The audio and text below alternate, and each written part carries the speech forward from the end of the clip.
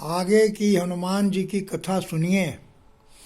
मसक समान रूप कपिधरी, अलंकहि चलेउ सुमरि नर हरि।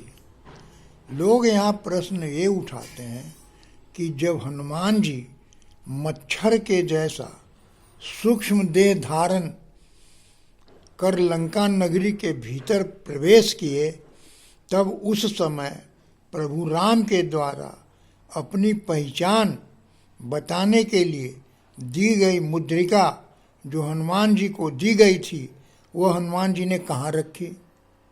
मतलब ये कहने का मतलब ये हुआ कि जब हनुमान जी पूरा सूक्ष्म रूप धारण कर लिए तो भगवान राम ने अपनी मुद्रिका दी थी सीता माता को, ये देखने के लिए कि ये आदमी जो गया है मेरा आदमी है, पहचान बताने के लिए। तो आखिर जब ये सूक्ष्म रूप धरे तो अंगूठी जो लिए थे वो कहाँ चली गई, कितनी छोटी हो गई, इसी को लोग पूछते हैं। तो उसका जवाब ये है, इसका समाधान इस प्रकार समझिए। हनुमान जी के पास अणिमा सिद्धि थी, उसी का प्रयोग करके उन्होंने अपनी आवश्यकता अनुसार प्रयोग किया और नगर में भारी सुरक्षा बलों की तैनाती थी। हनुमान जी अभी किसी से भी उलझना नहीं चाहते थे, क्योंकि उनका एकमात्र ध्येय था सिर्फ सीता माता की खोज करना।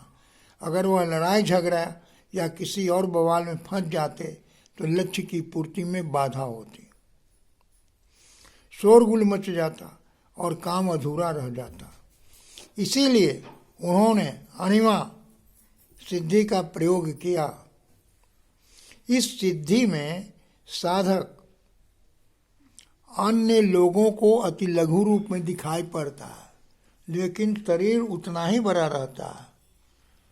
जितना बड़ी शरीर हनुमान जी का था उतना ही बड़ा था, इसलिए हनुमान जी को अंगूठी रखने में कोई कठिनाई हुई नहीं, कोई कठिनाई हुई। अंगूठी भी वैसा ही था और हनुमान जी भी वैसा ही थे, सिर्फ दूसरों को छोटे रूप में दिखाई पड़ते थे, क्योंकि अणिमा सिद्धि का इन्होंने प्रयोग कर दिया था।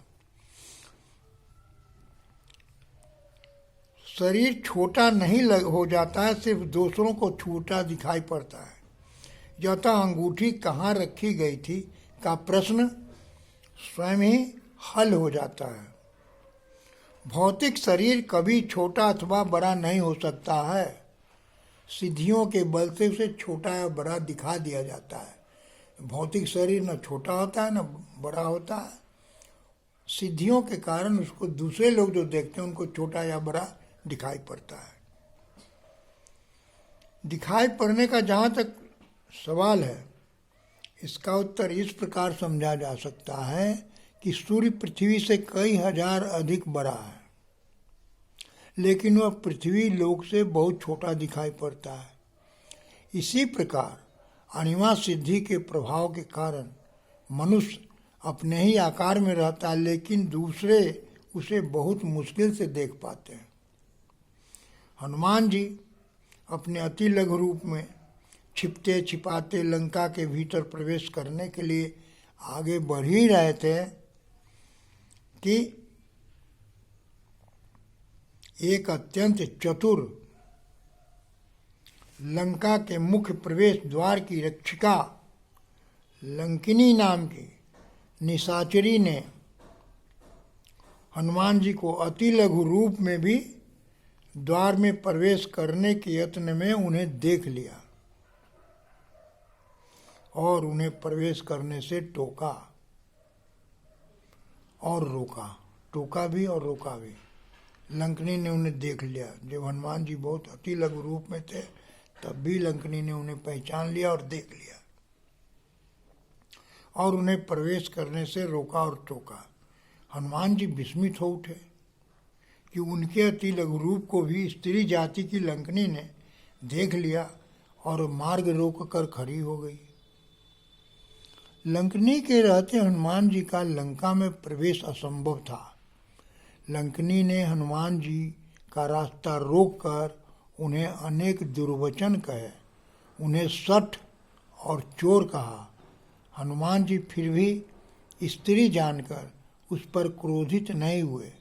लंकनी राम काज में बाधक बन रही थी, तब हनुमान जी ने उसे डराने के लिए अपना अति विशाल रूप बना लिया ताकि वह डर कर मार्ग छोड़ दे। बड़ा आकार देखकर भी लंकनी नहीं डरी। तब हनुमान जी ने स्त्री जानकर उससे अति विनीत शब्दों में बोले, तुम कौन हो जो मेरा मार्ग रोक रही हो? तुम मुझे क्यों डांट रही हो और मेरे विरुद्ध अपशब्दों का प्रयोग कर रही हो? मुझे इस स्वर्णमय नगरी को देखने की बड़ी उत्सुकता है। हे भद्रे, मैं भीतर जाकर इसे देखकर पुनः लौट आऊँगा।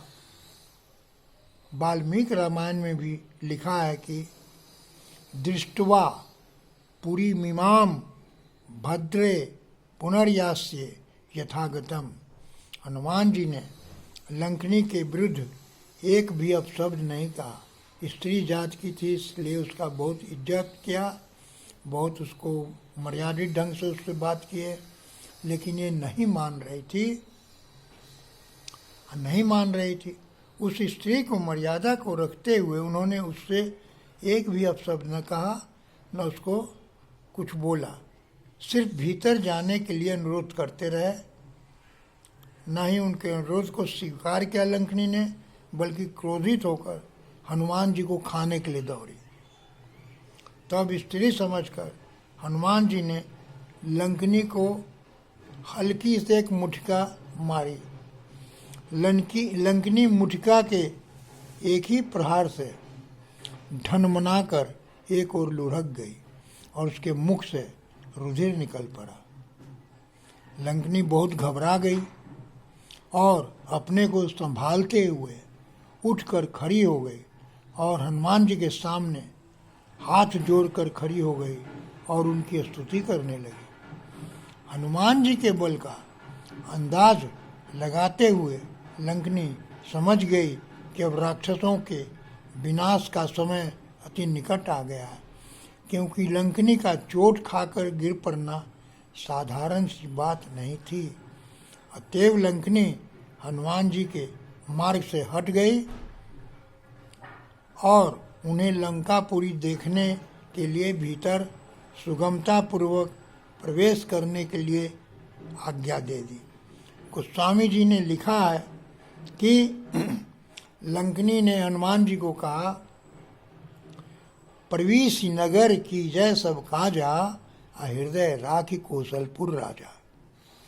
पुनः हनुमान जी ने अति लघु रूप धारण किया और लंका नगरी के भीतर प्रवेश कर गए।